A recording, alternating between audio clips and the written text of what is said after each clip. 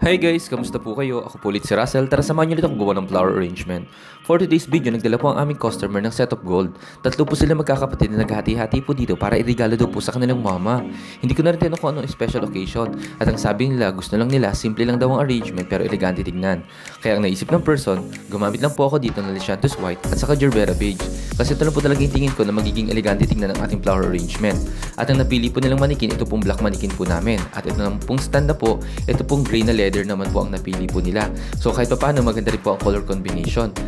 At yung nakikita nyo pong gold po na yan ay totoo po talaga yan. Mura lang po lang kasi talaga ang gold dito sa Middle East. Katulad ng Saudi yan, mga mura lang po talaga ang mga gold din po dyan. Pero magaganda rin po. At ayun guys, napapansin nyo po pala, naglagay na rin pula ako ng white stone na ito po ang request ng aming customer.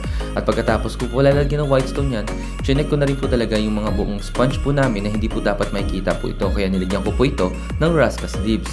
Actually, nagmamadali na rin po talaga ako dito dahil ang customer din po naghihintay. At excited na po silang ibigay ang regalo nila sa kanilang mama. Napakabait at sweet ng mga anak nila.